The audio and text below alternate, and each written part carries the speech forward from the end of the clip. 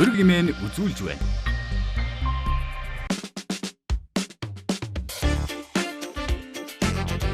Үзэгч та бүхнийхээ орой амгалан айлтгая. Хөрөг нэвтрүүлгийн шинэ дугаар эхлэж байна. Бид энэ удаа Улсын хурлын тамгын газрын дэд дарга амар уттай ярилцахаар ураад байна. Бидний цаг гаргасан баярлалаа. Баярлалаа.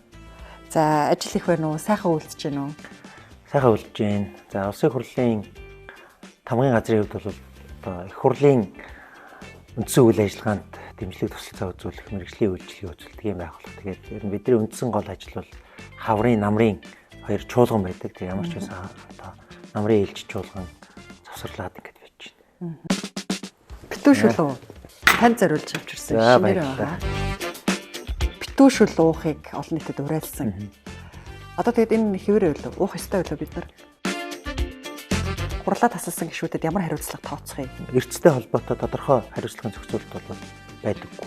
Дараагийн сонгуульд өгөхөөр л харагдаад эхэлдэг. Тухайн хүнийг сонгож байгаа хүмүүс маань үнэлгээг өгөх ёстой болж тарж дээ. Манай парламент иргэдэд байтугай сэтгүүлч нарт ч хаалттай.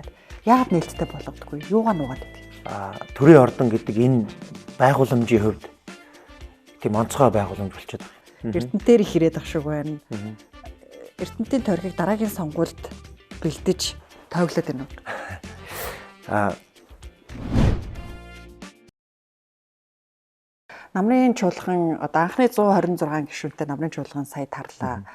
Одоо хүмүүсийн хамгийн сонирхдаг нь бол хурлаа тасалсан гишүүдэд ямар хариуцлага тооцох юм гэдэг дээр хүмүүс их сонирхоод байдаг. Хууль зүйн хувьд үндсэн хууль болоод их хурлын тухай хуулинд хурлаа тасалсан эрдэстэй холбоотой тодорхой хариуцлагын зохицуулалт бол байдаггүй. Ер нь яг энэ чиглэлээр бол нэлээд судалгаанууд бол хийж үзсэн юм байлээ. Дийлэнх орнууд ер нь бол одоо парламентын гишүүдэд яг одоо хуралдаа сууж байгаатай холбоотой хариуцлага тооцдог орнууд бол цөөхөн юм байна. Ихэвчлэн ер нь бол нөгөө сонгосон иргэдэн өөрсдөө тэр хүнээ одоо үнэлж дүгнж буцаад сонгуулиар хариуцлага тооцно гэдэг ийм одоо агуулга илүү одоо баримталдаг тийм жишг нь бол их байдаг юм байна. Тэр 4 жилийн хугацаа гэдэг чинь урт болохоор эхний 1 жил, эхний 2 жил суухгүй явж байгаад яг дараагийн сонгуульд өгөхөөр л харагдаад эхэлдэг. Тэгэхээр харин нөгөө одоо тухайн хүнийг сонгож байгаа хүмүүс маань үнэлгээг өгөх ёстой болж тарж тэ. Тэгээд одоо дараагийн удаа гэдэг юм уу дахин одоо сонголт хийхдээ тийм хүнийг эсвэл тийм байж болзошгүй хүнийг одоо сонгохгүй байх. Илүү хариуцлага нь бол тийшээгээ чиглэдэг хандлага бол байна л да. Ягаад гэвэл энэ бас нөгөө одоо нийт иргэдийн дунд сонгуул явуулаад авж байгаа мандатыг буцааж татах арга нь бас их тийм нэг талтаа бол буцааж татчих ёстой. Гэхдээ хитрхи хэлбэрхэн татах юм бол энэ мандатынх нь өөрийнх нь одоо дархлаа байхгүй болох нь бас нөгөө талтаа их том эрсдэлтэй ч гэж үздэг юм. Одоо жингийн тухай дээр ямар ч юм их тавихаар ингээд нэг жинлэгдэн шүү дээ. Тэр илүү тэр сонгогчдынх нь өөрсдийнх нь сонголтонд итгэнэ гэдэг нь өөрөө илүү голлох үнцэн байдаг юм байна. Ер нь нэг олон улсын жишг нь бол тэгээ манайх ч гэсэн яг тэр юугаар явж ирсэн. Яг магадгүй боломжтой л да одоо тодорхой тоо тавиад тэдүү удаа тасалбал ингүүл одоо гишүүнийг эргүүлэн татна гэдэг ийм хууль бол байх боломжтой. Гэхдээ одоогоор ийм хууль зүйн зохицуулалт байхгүй учраас бол зөвхөн эрдэс зарлан мэдээлэл. Одоо 76-аас 126 болцсон, бүр олон болцсон болохоор олон нийт ч бас зарим жагсаалтаар орж ирсэн гишүүдийг танихгүй байх шиг байна. Олон нийт өөрсдөө одоо дүгнэж хамжихгүй байгаа даа шүү дээ. Тэгэхээр та нар л үүнийг зохицуулах хэрэгтэй юм шүү. Уу яг зохицуулах гэхээс улсын хурлын хамгийн газар бол их хурлын эрдэстэй холбоотой ажил дээр бол бүртгэн.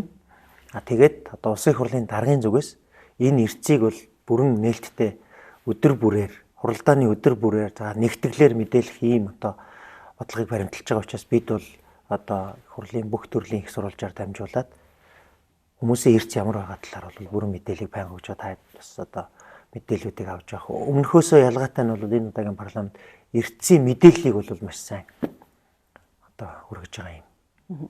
Шагнан сайн оролцсныг нь шагнан гэж нэг хэсэг шуугаад байсан. Шагнаж байгаа юу? Одоо урдуур суулгаж шагнаж гэлөө. Яг тийм хувилбар байж болох юм аа гэдэг юм санаа төвшүүлсэн. Тэр бол бас яг одоо судлагдаад ингээ явж байгаа юм. Би танд нэг юм үзүүлэх гээд битүүшүүл үү?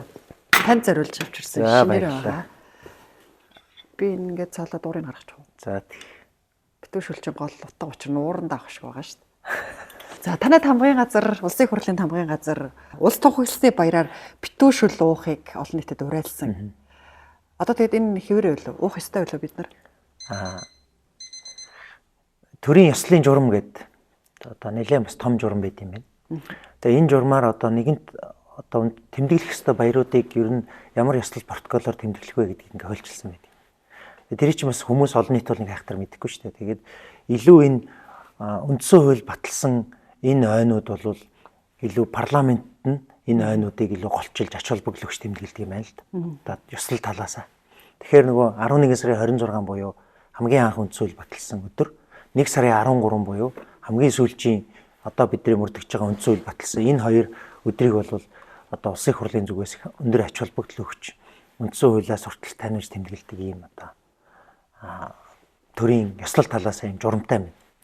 Тэгээд энэ одоо 2024 оны 11 сарын 26 бол монголчууд анх үндсэн хуультай болсны 100 жилийн. За тэгээд энэ 100 жилийн ойг хэрхэн тэмдэглэх үү? Ер нь энэ баярыг монголчууд юу гэж ойлгодог юм ингээд одоо энэ бэлтгэл ажлын хүрээнд судлаад ингээ харахаар эд хэдэн дүгнэлтүүд хийж байгаа. Нэгдүгээрт бол ер нь энэ ямар учиртай ой вэ гэдгийг бас хүмүүс их айхтар сайн мэддэг юм бэл. Улс тунхагласны баяр гэхээр тусгаар тогтнолын ойтой бас хольж ойлгодог. Тэгээ ач холбогдлыг нь битүүшүүлээд дамжуулж таниулах гэдэг. Тэгэнгүүт энэ баярыг өөрийг нь яаж айдентитеттэй болгох вэ? Баяр өөрөө тийм үйл явдалтай байх хэрэгтэй. Одоо бид нар цагаан сараар золгодог, наадмаар барилддаг гэдэгтэй адилхан. Энэ өдөр хүмүүс ер нь юу хийж амардаг байх хэрэгтэй юм? Ямар онцлогтой байх хэрэгтэй юм гэдэг дээр олон бас одоо мэрэгчлэтнүүд энэ янз янзын энэ чиглэлийн хүмүүс бол судлаад аливаа баяр өөрөө үндэсний ямар нэгэн хоолтой холбогдоод хоолныхоо соёлтойгоо уягдвал ийм утга учиртай одоо тэр хоолоо хийж иддэг. Тэгээ шинэ жилээр одоо нийс салаат гэдэг юм яг тэрнтэй адилхан энэ баяр өөрөө ямар нэг ийм хоолны соёлтой бас тэр дундаа үндэсний хоолны соёлтой уялдвал зүгээр байна гэд. Тэгээд одоо хөлбөрийн хувьд бол одоо битүүшүүл бол бас яагаад битүүшүүлэх нэрээ? За нэгдүгээрт одоо тэр үед чинь 11-р сард чинь бол мэдээж одоо хүүтэн байгаа эрүүл мэндийн талаасаа за нөгөө талаасаа одоо ерөнхийдөө бид нар яг энэ одоо анх дугаар үндсэн хуулиа батлаад бид нар энэ одоо үйл явдалтайгаа энэ одоо хоолой холбох ийм л лог гаргалгаануудыг бол тухайн үед хийгээд за ингээд одоо ер нь бол энэ нэгэнт ийм санаа гаргаж байгаа бол энэ санаагаа хүмүүст хүргэх ёстой шүү дээ. Олон нийт энэ санааг чинь мэдчихэж л одоо тэр баяр өөрөө логтой болно. Сая тэгээд нэлээд одоо үйл явдалтай болоод өнгөрсөн. Одоо 25 оны 11 сарын 26-нд хүмүүс хэр битүүшүүлөө. Одоо уухаа гэж. Одоо тэрнээс харагдах байх та тий. 10 жилийн дараа гэхэд энэ одоо өдөр өөрөө энэ хоолтойгоо яаж холбогдох юм бэ, юу гэж үнэлэх юм бэ гэдгээр одоо өнгөрсөн үйл явдал хэр ач холбогдолтой байж юу гэдгийг харагдах байх л та. Бусдыг харин баяраар юу идэхийг нь заах нь их хурлын тамгын газрын ажил мөн юм уу гэж бас эргэлзээ. Яг үнэн тий. Яг заах гэсэлтэйгээр уриалгал да. Одоо уриалж л явж байгаа. Одоо шилбэл хинч заагааг өөрнөө бид нар цагаан сараар бууцаа иддэг тий. Ууцаа тавьдаг. Магадгүй тэр энэ одоо ёс суч хизээ нэгэн цагт бас ингээд л үүссэн байгаа шүү дээ. Тэрэн шиг л одоо магадгүй энэ маань ингээд соёл болвол 20 жилийн дараа хинч заахгүй. Гэхдээ бидний хувьд одоо ийм баяртайгаар энийг хийдэг болох л ийм л одоо соёл тогтоох гэж оролдож байгаа л хувь юм да. Улсын хурлын тамгын газрын одоо гол үйл ажиллагаа бол улсын хурал дээр хэлэлцэгдэж байгаа хуулийн төслүүдийг боловсруулах тийм ээ. Хуулийн төслийг бол хууль санаачилж боловсруулах тийм. Тэгээ яг нөгөө үндсэн процесс за тэгээ хуулийн үг хэллэг үг үсгийг нь одоо албажуулах тийм ороод ирсэн хууль дээр ажиллана. Гэтэл битүүшүүл уугаач гэсэн уриалганых нь албан бичиг нь бүх алдаатай байсан л та. Тэгэхээр ийм хүмүүс хуулийн төслийг одоо бичиг цаасны ажлыг нь боловсруулж байгаа биш үсттэй, хуулийн дээр алдаа гаргаж байгаа биш үсттэй гэсэн эргэлзээг бас тухайн үед төрүүлсэн. Тэр үйл явдлын хувьд бол бас одоо тамгын газар дотор дүгнэлтсэн. Гэхдээ яг тамгын газрын гол хууль боловсруулдаг функц бол өөрөө одоо хууль эрх зүйн газар, хяналт шалгалтын газар, үнэлгээ мониторингийн газар гэдэг яг одоо цэвэр мэргэжлийн хуульчид ажилладаг газар. Яг энэ ой баяр ёслолтой холбоотой ажлыг бол илүү олон нийт хэвлэл мэдээлэл, олон нийтэд харилцах чиглэлийн функцүүд маань зохион байгуулдаг. Зохион байгуулалтын хувьд бол ялгаатай юм ажлууд явагддаг л да. Тэгэхээр хүрээнд бол бид бас одоо нөхцөл байдлаа дүгнээд ярилцж байгаа юм л одоо үл. Хуулийн анхны хэлэлцүүлгийг одоо анхны хэлэлцүүлэгт орох хуулийн төслөө яаж сонгодгийг одоо энэ дээр бас энэ хуулийг хэлэлцүүлээд яаралтаар хэлэлцүүлээд өгөөч гэсэн бараг лоббигоор явд юм. Энэ хууль санаачлагч өөрөө хуулиа өргөн барихтаа энэ хуулийг энгийн гормоор хэлэлцүүлэх үү, яаралтай гормоор хэлэлцүүлэх үү гэдэг саналаа тусгаж оруулж ирнэ. Одоо жишээлбэл цаг үед тулсан ийм асуудал байгаа учраас энэ хуулийг яаралтайгаар хэлэлцэж өгөөч гэдгээ хууль санаачлагч маань өөрөө санал болгож оруулж ирнэ. Тэгээд энийг нь яг аль хуулийг аль 7 хоногт аль хэлэлцүүлгийг нь хийх вэ гэдгийг эцэслэн шийддэг газар бол Улсын их хурлын даргын дэргэдэх зөвлөл байна. Энд нь их хурлын дарга, их хурлын дэд дарга нар, байнгын хорооны дарга нар тэгээд нам одоо ийм бүрэлдэхүүнтэй хамтын шийдвэр гаргадаг юм бүтц байдаг. Ер нь л хуулийн төслүүдийн нийгэмд олон нийтээр хилэлцүүлжиж тухайн одоо хуулийн төсөл их хурл дээр хилцэгдэх ёстой юм шиг харагдаад байна. Гэтэл манай хуулийн төслүүд яг тэр шатыгаа алгасаад байна уу гэж хараад байна л да. Саяхан сайн зориг зэрэг гишүүд одоо ингээд гадаад ажилтны тухай хуулийн төсөл өргөн барьчаад олон нийтээс эсэргүүцэл тулгархаар түүнийг хуулийн төслөө татаад авчлаа шүү дээ. Яг зорилго нь бол одоо яг энэ одоо ажлын байрыг дэмжих зорилгод зөв хэрнээ олон нийтэд тухайн одоо хуулийн төслийнхоо зорилгыг таниулаагүйгээс ийм одоо юутай тулгарсан эсэргүүцэлтэй тулгарсан л да. Ер нь одоо их хурлаар шийдвэр гаргах процесс өөрөө нэлээд одоо бүгд олон нийтэд нээлттэй явдаг шийдвэр гаргах процесс. Хоёрдугаарт маш олон талын одоо эрх ашиг энд бүгдийн нүдэн дээр үйлчилж идэг. Энэ парламентын төвхөнд маш олон хууль орж ирээд бүр эцсийн хилцүүлгээ хийхийнхаа өмнө хүртэл одоо дэмжлэг авахгүй унжижсэн, буцааж татчихсэн, маш их том маргааны сэдв болж исэн, араасаа жагсаал цуглаан дагуулж ийм маш олон үйл явдлууд бол ингээд буцаад эргээд өнгөрсөн түүхийг харахад бол гарч исэн юм бэл. Тэгээ тэрний цааш шалтгаан нь хамгийн суур шалтгаан нь парламент өөрөө нийгмийн олон талын төлөөллийн нийлбэр учраас тэрийг хангасан хууль энэ парламентын босхийг давж байгаа. Тэгэл тэрийг ямар нэгэн байдлаар одоо хангахгүй л бол тэр хууль маань аль нэг хэсэгтээ татагдж байгаа байхгүй. Ямар ч шалтгаан байж болно. Одоо жишээлбэл 20 жилийн өмнө сая батлагдсан Ороновын гэрээг их хурлаар оруулах гэж үзсэн бол тэр үед бол одоо ураны асуудал магадгүй ягаад ч давхгүй байсан баг. Яг гэвэл тэр үед бидний тухайн асуудалтай холбоотой ойлголт, мэдээлэл, хандлага өөр байсан тийм. Зөв буруу гэхээс илүүтэйгээр одоо ямар нэгэн юмыг тухайн үедээ зөв гэж үзэж байгаа хүмүүс тэгэл үйл явдал өрнөж штеп. Гэтэл олон жилийн дараа тэр нь буруу байсан байж болно. Жишээлбэл сая дэлхийн эдийн засгийн Тэгэхээр олон нийтэд таниулах, сэтгүүлчдэд хэлэлцүүлэх, хугацаа олгох, заавал хэлэлцүүлэх ёстой юм шүү. Яг үнэ. Тэр ажлаа хууль санаачлагч хуулийг өргөн барихаасаа өмнө хэдий чинээ сайн хийн, төдий чинээ өргөн барьснаас хоошоогоо баг проблем асуудалтай байна. Тэр ажил нь хууль тогтоогчийн улсын хурлын гишүүдийн өөрийнх нь ажил гэсэн үг. Засгийн газар их хурлын гишүүн төрийн тэргүүний хувьд өргөн барьж байгаа хууль дээрээ олон нийтийн санал юм аваад ингээ оруулж ирэх хэрэгтэй. Энийг хууль тогтоомжийн хуулийн дээр тусгасан байна. Гэхдээ нөгөө хэдэн хүнийг хамруулад яг ямар форматаар хийгээд хэдэн хүний дунд ямар хэлэлцүүлэг хийснээр энэ нь өөрөө одоо бүрэн болсон гэж үзэх юм бэ гэдэг ийм асуулт гарч ирж байгаа. Жишээлбэл сайн зориг Батцөмбөрөл нарын гишүүдийн өргөн барьсан хууль бол хэлэлцүүлээгүй гэж үзэх бол үндсгүй л одоо байсан байна. За миний дараагийн асуулт сая Америкийн нэгдсэн улсын ерөнхийлөгч Трамп сонгогдоод цагаан ордныг олон нийтэд хэвлэл мэдээллийнхэн инфлюенсерүүдэд нээлттэй болгохоо зарлаж байна л да. Бүр инфлюенсерүүд сэтгүүлчдэд зориулсан хэсэг гаргаж өгөөд энд одоо ингээ та нар ирээд ажиллах нь нээлттэй шүү гэж байна. Гэтэл манай парламент сэтгүүлч нарт байтугай иргэдэд байтугай сэтгүүлч нарт ч хаалттай. Яг та нарын зааж өгсөн хэсэг дээр л яриа авах. Яг зааж өгсөн танхимд л сууж зөвхөн бичлэг үзэж байгаад хуралдааны бичлэгийг үзэж байгаа л олон нийтэд мэдээлэл хүргэх гэсэн ийм хаалттай парламент. Яагаад нээлттэй болгодоггүй? Юугаа нуугаад идэг? Үе шаттайгаар нээлттэй болоод ингэж явж байгаа ш. Та анзаарж байгаа бол нөгөө чуулганы хуралдаан руу бүр огт одоо сэтгүүлчдийг нэг хэсэг оруулах байсан бол одоо шинээр томилогдсон парламент томилогдоод тэгээ улсын хурлын даргын хамгийн ихний шийдвэр бол сэтгүүлчдийг энэ одоо тэр хэсгээс нээлттэй энэ чуулгантайгаа танилцах энэ процесс. За хоёрдугаарт нь түрүү хэлсэн эрцээ мэдээлэл те. За гуравдугаарх нь одоо нөгөө чуулганы үйл явц болж өнгөрж байгаа гарч байгаа шийдвэрүүдийн урьдчилсан явц болоод санал онолуудыг одоо бүх төрлийн платформудад танилцуулах энэ ажил одоо явж байгаа. Өөрөөр хэлбэл цэгээсээ бид нэр ингээд бидний хувьд бол урагшлаад байна. Гэхдээ нөгөө таны хүсэж байгаа цэг бол дахиад цаашлах хэрэгтэй шүү дээ. Тэр цэгт бид нар ингээд одоо яваад очиод хүрэх ёстой юм л зэг. Гэхдээ энд бол одоо төрийн ордон гэдэг энэ байгууламжийн хувьд тийм онцгой байгууламж болчиход байгаа. Нөгөө бусад улс орноос ялгаатай төрийн бүх одоо голлох институцууд нэг дороо байрладаг.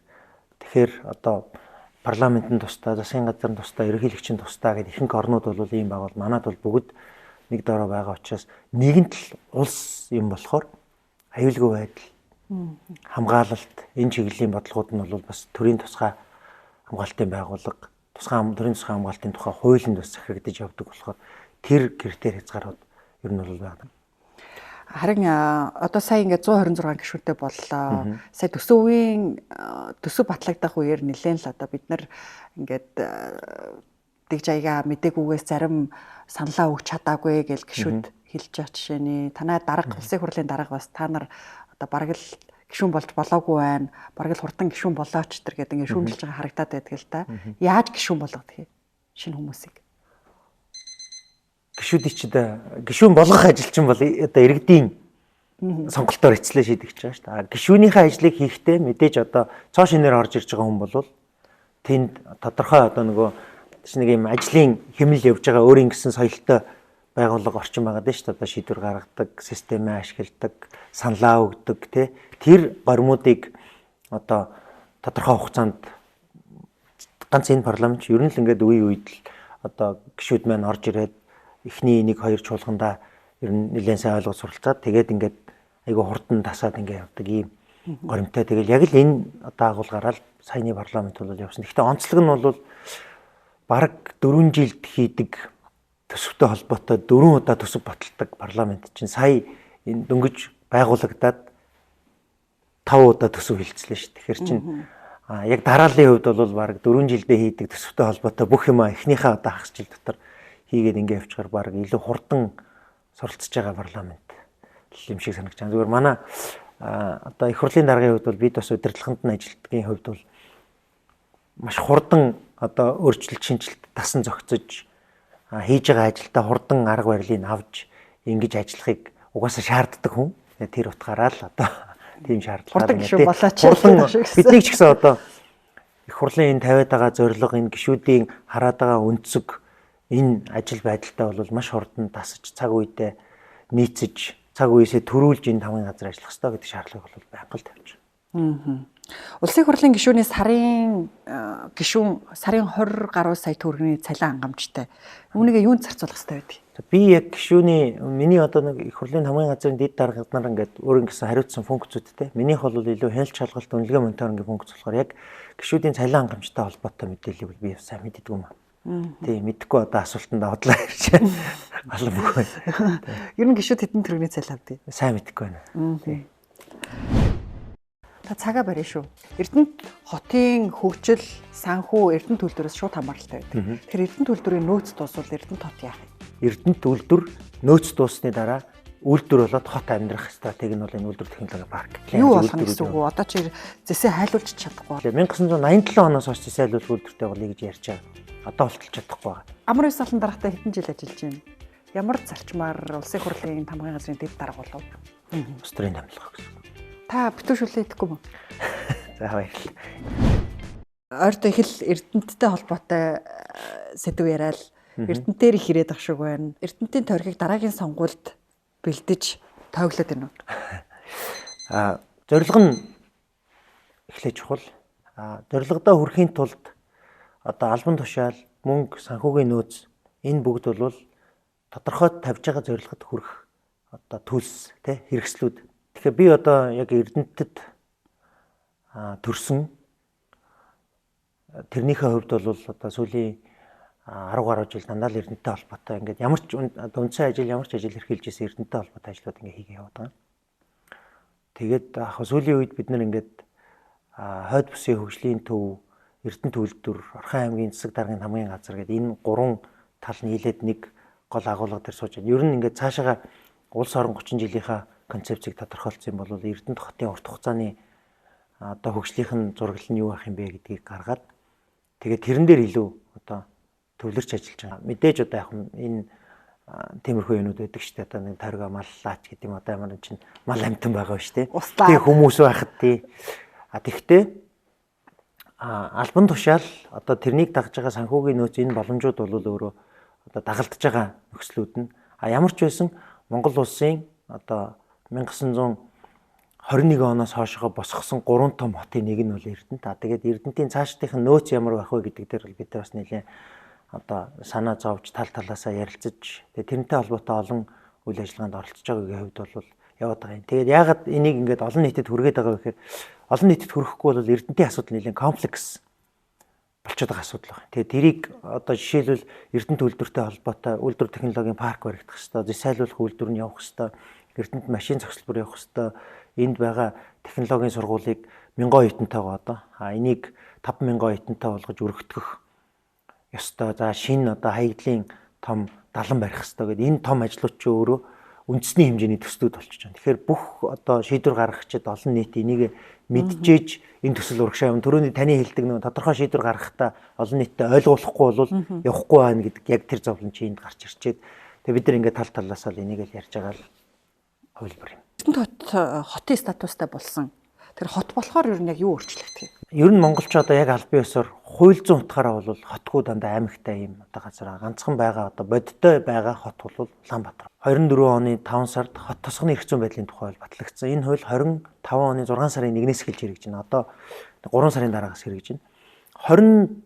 26 оны 1 сарын 1-ээс яг одоо нөгөө хотууд маань байгуулагдана. Энэ хуулиар бол улсын чанартай 6 хот байгуулагдахаар заасан. Эрдэнэт, Дархан, Багнуур, Налах, Шин Зуумод, за сая Хүннүү гэдэг нэртэй болсон Шинэ Хар хорин гэсэн ийм 6 улсын чанартай хоттой болно. Энэ хотуудаас бол хамгийн одоо Улаанбаатараас аслагдмал тэгээд хамгийн бодиттой байгаа 2 хот бол Дархан, Эрдэнэт 2. Одоо хот болохоор юу өөрчлөгдөх вэ гэдэг энэ асуудал гарч ирэхээр хот болохоор аймаг гэдэг бол өөрөө засаг захиргааны нэг илүү одоо нийгэм, соёл тэ энэ чиглэлээ авч явдаг бол хот бол илүү одоо аж ахуйн ийм бүтц байдаг. Тэгэхээр хот болохоор илүү Эрдэнэт юурууг анхаарч эхлэх хэрэгтэй вэ гэхээр одоо энд нийгмийн үйлчлэгийг яаж хөрөх үү, энд одоо төрийн үндсэн бодлого яаж явах вэ гэхээс илүү дид бүтэц, шугам сүлжээ, орон сууц, тэ агаарын шугам, за тэгээ гэр хорооллыг барилгажуулах одоо 100 мянган хүн нэг дор ингээд төвлөрчхөөр энэ 100 мянган хүний бүрэн бүтэн аятаа татай амьдрал яаж явах вэ гэдэг энэ одоо бодлого шийдвэр юун дээр явна. Илүү энэ одоо хотын хамгийн газар нь яригд. Тэгэхээр одоо хэрвээ хот болсон тохиолдолд зөвхөн Эрдэнэт хотын захирагч түүний захирагчийнх нь одоо ажлын алба буюу илүү аж ахуй инженерийнхаа байгуул юмыг хариуцдаг хэсэг нь үлдээд Баян өндөр сум 2 сумын татан буугдаад хотын хороолол гэдэг ийм бүтц үүсч байгаа. Манай Улаанбаатар бол одоо хороо 100000 хүн нийлээд нэг хороолуулна. Тэгэхээр Эрдэнэт бол одоо нэг ийм 10-аас 11 хороололтой тэгээд нийлээд нэг том хот гэдэг ийм одоо хувилбар руу орно. Тэгэхээр нэлээд олон асуудлууд өөрчлөгдөн. Энэ дунд бас одоо үе үед яригддаг Эрдэнэт хотын газрын асуудал яригддаг. Хэдүүлээ бас Эрдэнэт байхад ингээд анзаарах юм бол ийшгээ булган руу гараад явах замд Эрдэнэтийн гэр хороол ингээд голоороо хуваагдсан байгаа. Тэр нь гэр хорооллынх нь 10 орчим хувь нь булганы газар нутаг дээр байдаг. Газар булганаас олгогддог. Тэгээ ийм газрын асуудалтай. Тэгэхээр тэр бол одоо шийдэл ингээ хот болох. Булгантайгаа газрын маргаантай байдаг. Шийдэгдэггүй яг нэг маргаанч байх уу одоо нэгэнт Эрдэнэтийн газар дээр Эрдэнэт ингээд гэр хороол тулаад олгочхоор тэрнээс цаашаа хэсгийг нь булган олгож ийн гэсэн үг байхгүй. Тэгэхээр чи газар олгоод байна гэж булгантай маргахаас илүүтэйгээр төлөвлөлтийн Эрдэнэтэд хийгдээд газар олголт нь булганд хийгдчихээр булганы одоо удирдлагаас олгосон тэр газрыг Эрдэнэт хот төлөвлөлтөөр хангах хэрэгтэй болчих жоох. Тэгэхээр энд чинь одоо логикийн бол ямар ч уйлдаа үсэхгүй байх гэсэн үг. Тэгээ гол асуудал бол энд байдаг. Тэгэхээр нэгэнт одоо хот болж байгаа бол газрын асуудал, хоёрт нь нөгөө эн чинь илүү аймгийн засаг даргын хамгийн газар гэдэг бол засаг захиргааны нэг талаас ажиллаа хийдэг бол хотын захирагчийн ажлын алба гэдэг чинь илүү хотын ажил буюу одоо энэ хотод байх ёстой инженерийн дид бүтцүүдтэй илүү ач холбогдолтой ажилтдаг юм. Дээрээс нь Эрдэнэт хотын хувьд нэг том одоо сорилт байдаг нь Эрдэнэт хотын хөгжил бол 100% Эрдэнэт үйлдвэрийнхаа хөгжилтэй хамааралтай байдаг. Тэгэхээр энэ хоёр ингэж хоорондоо матч хийж, сүлэлдэж, хамтарж ижил юм урагшлна. Та цагаа барина шүү. За. Ихтрээд байна. Та сая ч бас ярилцлагандаа хэллээ. Эрдэнэт хотын хөгжил, санхүү Эрдэнэт үйлдвэрээс шууд хамааралтай байдаг. Тэгэхээр Эрдэнэт үйлдвэрийн нөөц дуусвал Эрдэнэт хот яах юм? Эрдэнэт үйлдвэрийн нөөц дуусвал Эрдэнэт хот яах вэ гэдэг стратеги нь одоо түрүүний миний хэлдэг тэр шинэ илгээлт гэдэг одоо концепцтэй байгаа юм. 1970-аад онд Эрдэнэт одоо Эрдэнэт үйлдвэрийг анх байгуулж байхад тухайн үеийн одоо сайд нарын зөвлөл илгээлт гэдэг бичиг баримт гаргаж ирсэн юм билээ. Тэр илгээлт гэдэг бичиг баримтыг болохоор Монголын бүх охид хөвгүүдтэй хандаж гаргаж байна. Эрдэнэтэд цоошин бүтээн байгуулж явж байна. Та нар энэ залуу халуунасаа энэ бүтээн байгуулалтанд зориулаа гэд. Тэгээ илгээлтийн эзэд ирж энэ хотыг босгож ирсэн. Тэгэхээр илгээлт гэдэг энэ үг ойлголтоор манай эрдэнтийнхний аюул чухал ойлголт байна. Тэгээ бид нар ирэх жилүүдийг эрдэнтчүүд шинэ илгээлтээр бүтээе. Өөрсөндөө одоо шинэ илгээлт гэдэг чинь даалгавар л байгаа юм л да. Ер нь хот босгоо гэдэг даалгавар байхгүй. Тэгэхээр хотоо гоё болгох даалгаврыг одоо өөрсөндөө өгөөд тэгээ тэр дотор ерөөсөө амин түлхүүр чухал төсөл бол энэ үйлдвэр технологийн парк бол эрдэнэт үйлдвэр нөөц дуусны дараа үйлдвэр болоод хот амьдрах стратеги нь бол энэ үйлдвэр технологийн парк. Агуулга нь юу вэ гэхээр одоо бол гаргасан хөдрийг шууд экспортлж байна. Үйлдвэр технологийн парк байгуулагдахаар хөдрийг эцсийн бүтээгдэхүүн болгоно. Тим одоо нэг 1000 га талбай дээр ийм эцсийн бүтээгдэхүүн болгодог олон янзын үйлдвэрүүд. Юу болох вэ? Одоо чи зэсээ хайлуулж чадахгүй байгаа ш. Зэсээ хайлуулах үйлдвэр. Яг үнэн. Тэгэхээр тэр үйлдвэр ярьж байна. Яг үнэн. Тэр үйлдвэрийг чинь нөгөө үйлдвэр технологийн паркийн хамгийн гол амин чухал төсөл нь зэсээ хайлуулах үйлдвэр. Зэсээ хайлуулах үйлдвэрийн төсөл явж иж хайлсан зэснээс цаашаа дараагийн бүтээгдэхүүн гарна. Зэсээ хайлуулчих юм бол тэндээс одоо зэс турба, зэсний нунтаг пүүдэр, за тэгээд зэстэй холбоотой зэс утас, тэгээд зэсээр хийж болдог эцсийн бүх бүтээгдэхүүнүүдийг тэр одоо талбай дотор хийх боломжтой. Тэгээд онцлог нь бид нар чинь бас төрийн өмчт компаниуд их байна, томроод байна гэж байгаа учраас үйлдвэр технологийн паркийн онцлог нь зэсайлуулах үйлдвэрийг л эрдэнэт барина. Бусад бүх үйлдвэрийг ховийн компаниудад одоо газар талбайг нь олгож байж болов одоо гадны хөрөнгө оруулагчдад олгоод ингээд ийм одоо манайх ч Орос Монголын найрамдалт хот байсан бол энэ төсөл амжилттай хэрэгжээд олон гадны хөрөнгө оруулагчид үйлдвэрээ байгуулвал олон үндэсний найрамдалт хот болох ийм одоо концепт явж ирэх гэсэн үг байхгүй. Гэхдээ яг та хэллээ 1987 оноос хойш зэсайлуулах үйлдвэртэй болъё гэж ярьж байгаа. Одоо болтолч чадахгүй байгаа. Янз янзын шалтгаан байгаа. Гэхдээ энийг л одоо давъя гээл эрдэнтийн тухай та яриад яваад байна гэж асуусан шүү дээ. Шалтгаан нь энийг энэ зэсайлуулах үйлдвэртэй болох стратегийг хүмүүст хүргэж ойлгуулахгүй бол хэзээ ч итгэдэггүй байна. Тим агуулгаараа л одоо бид нэр дахин яриад байгаа. Дээрээс нь тэр 1000 га талбай дотор бас нэг том төсөл бол эрдэнэт машин зохицлбор гэдэг энэ том үйлдвэрүүд ажиллахын тулд нарийн техникүүдийг засварладаг маш том засвар механикийн ангитай байдаг. Тэр манай эрдэнтийн засвар механикийн анги бол одоо хөрөнгө оруулалтсан хийж хөгжүүлэлт хийсээр байгаа. Одоо бол ийм одоо хамгийн анхан шатны энгийн хийцтэй машин өгсөрөхөд бол маш ойрхон байгаа. Тэр нь болохоор автобус, трактор, вагоны чиргүүлэлтэй эдрийг одоо өгсөрөхөд ойрхон байгаа. Энэ дээр тэзүүгээ хийгээ батлуулсан эрдэнэт машин зохицлбор гэдэг төсөл бас байгаа. Тэгэхээр эрдэнтийн нөөц дуусахад тэр засвар механикийн завод бол цаашаа одоо ингээд дотоодынхаа хэрэгцээг хангадаг автобус, вагон, трактор үйлдвэрлэхийн потенциал боломж бол байх гэсэн. Тэгэхээр бүтээгдэхүүн үйлдвэрлэлээ нарийсах нь дээрээс нь илүү гүнзгий одоо сайн чанарын одоо дараагийн үйлдвэрлэл хийх ийм арга замаар эрдэнэт нөөцөнд дуусвал цаашаа амьдрна гэдэг стратеги гаргасан байна. Тэгэхээр нөгөө хүн байж иж хотын хөгжил бий болно, хот бий болно. Та нар одоо бол эрдэнэтэд залуучуудыг ирээч, илгээлтээр ирж эрдэнэтэд амьдраач гэж уриалж байгаа юм байна. Яг одоо ирвэл одоо тэр дараагийн хот байгуулагдах хүртэл ажлын байр байна уу? За яг үнэ. Энэ нөгөө илгээлт нь өмнөхөөсөө ялгаатай нь бид нар бол бүх нөхцөл бэлэн байдал бүрэн хангагдаагүй байгаа учраас гаднаас хүмүүсийг ирээч гэж бас айхтар уриалахгүй байна. Одоо энэ шинэ илгээлт гэдгийнх нь агуулга нь эндээ байгаа бид өөрсөндөө одоо бид нар өөрсдөө энийг ингэж өөрчлөё гэдэг агуулга концепцээр явуулж байгаа. Яг түрүүний таны хэлдэг маш олон гэр бүлүүд бас ингэж эрдэнэт рүү нүүж ирж байгаа.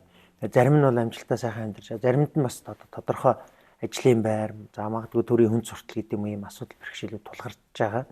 Тийм учраас одоо гаднаас хүмүүсийг ирээчээ гэж уриалахаасаа илүү бид өөрсдөө энэ асуудлаа шийдье гэж эрдэнэт хот дотор ч гэсэн одоо ажлын байраар хангагдаагүй маш олон хүмүүс байна. Тэгэхээр төслүүдийн бэлэн байдал хангагдаад бүтээн байгуулалт явагдаад ирсний дараа л энэ том уриалга бол гадагшаага явна. Одоогоор бол бид нэр өөрсдөө энийг ойлгоё, өөрсдөө асуудлаа зөв онцлоё, тэгээд гацаагаа гаргаж иж юмаа өөрсдөө явуулъя гэдэг ийм утгатай илгээлт нэг өмнөх илгээлтийг бодвол өөрсдөндөө гэж байгаа тийм илгээлт гэсэн. Ер нь зүгээр тэгвэл эрдэнэтийн залуучууд өөрсдөө ихэр хоттой ирж амьдарч байна. Одоо эрдэнэт маань одоо онцлог нь юм шүү дээ. 100 гаруй мянган хүн одоо яг албан бүртгэлээр амьдарч байна. Одоо хүн амын өсөлт бол нэг айхтар одоо өндөр бол өсөхгүй байгаа. Тэгвэл ийм жигд өсөлттэй. Яг эрдэнэтийн одоо эндээ ингээд төрсэн залуучууд нь бол бас гадаад руу Улаанбаатар руу маш их явж байна. Бусад аймагуудаас ирж суурьшиж амьдарч байгаа хүмүүсийн суурин хөдөлгөөн бас ийм өндөртэй шилжилт хөдөлгөөний ийм шилжилт нь бол бас нэлээд өндөр.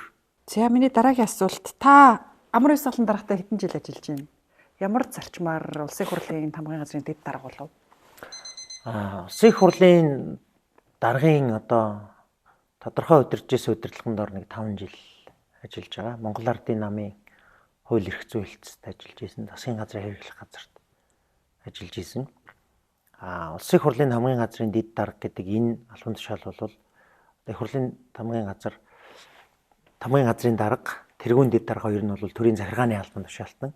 Тэгээ энэ бол нөгөө төр захиргааны алба олон жил ашигласан шалгуураа хангасан хүмүүс ажилтдаг.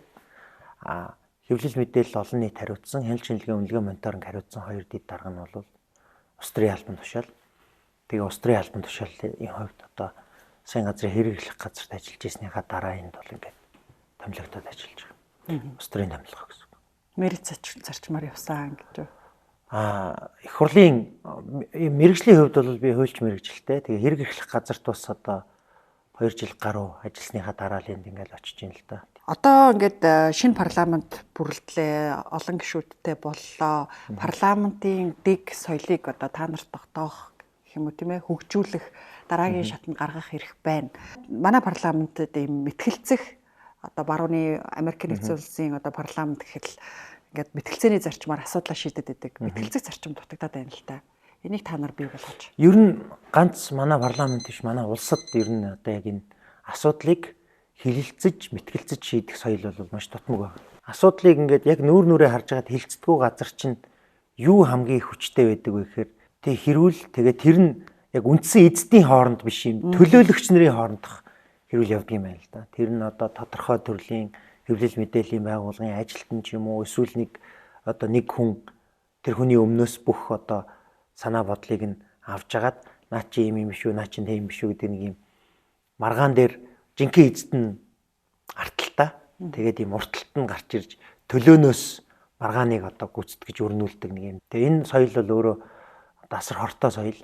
Тэгээ энэний эсрэг одоо жишээлбэл та сая дурдлаа Америкийн хувьд бол хамгийн том соёл нь өөрөө мэтгэлцээ.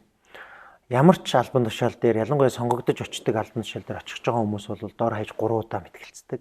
Тухайн асуудал дээр эсрэг тесрэг байр сууриа яаж хадгалж байгаа, хэр судалгаа хийсэн, хэр энэндээ ихтгэл үнэмшилтэй байгаа. Нэрээ ингээд жинлээ тавихаар аль нь үний юм бэ гэдгийг 3 дахь итгээд буюу тэр шийдвэр гаргах гэдэг зөв бурууг дэнслэх гэдэг тал шууд харж болох ийм одоо нөхцөлийг бий давуу талтай маш том соёл. Тэгээ энэ бол парламент доторч байх ёстой, нийгэмдэр ч гэсэн байх ёстой. Гэтэл яг ингээд тодорхой мэтгэлцээнүүд өрнөд эхлэхээр тэр мэтгэлцээ өөрөө ингээд асуудлын шийдэл болоод тэр их одоо юу гэдгийг PR тэр нөгөө зохион байгуулалтанда зарцуулж байгаа мөнгө шаардлагагүй, нийгэм даяар тэгж их одоо хэрүүл уруул бас болох шаардлагагүй тий. Яг аль нь үнэ яриад аль нь зөв яриад байгаа юм бэ гэдгийг айгүй хурдан дэнслэх юм арга соёл бол байгаа. Гэхдээ яг шинэ дэгээр бол харьцангуй бас мэтгэлцээний элементүүд өмнөх одоо дэгэвд бол бас нэлээд сайн орж ирсэн. Тэгэхдээ тэрийг одоо нөгөө өрнүүлэх соёл маань бас ингээд одоо тогтож ийн гэсэн үг те. Ингээд маргаантай асуудлынхаа зөв хэсгийг нь олж харах, тэрийг илүү судалгаан цөөлж үндэслэгч гэдэг юм уу. Энэ хэсэг маань бол чухал. Тэр итэл мэтгэлцээнд бол одоо тэр заалны атмосфер бас маш их чухал. Гэхдээ яг одоо та бол тэгж бодож юм уу? Яг зүгээр одоо миний зөв яг хувь хүний бодлоор бол бас энэ 126 гишүүнийг харахад бол харьцангуй нэг сэдвээр маш улаан жил судалсан, тэргээрээ мэрэгссэн, тэгээд тэрийгээ бас нэлээд үндэстэй суурьтай хилээд байгаа ийм бас гишүүдийн төлөөл бас их олон орж ирсэн байгаа. Надад бол тэгж санагдаад байгаа. Тэгээд яг тэр тухайн асуудал дээр маш сайн мэддэг. Тэгээд тэр нь юунаас харагддаг вэ гэхээр бид нар чинь нөгөө нэг их хурл руу асуудал оруулж байгаа төрийн албан хаагчтай бас ажилладаг. Тэгэхээр тэдний тэр бэлтэж байгаа аргачлалаас их мэдэгддэг байхгүй. Их хурл руу орж гишүүдэд асуугдах байгаа хүмүүсийн маань бэлтгэл айгуу сайжраад байгаа харагдаж байгаа байхгүй. Тэгэхээр цааталт нь нөгөө асууж байгаа тухайн бодлогыг хилэлцэж байгаа хүмүүсийн маань одоо тухайн асуудалд хандж байгаа төвшин тэр мэрэгжлийн гүнзгийрэл нь бол илүү болж байгаа юм шиг надад.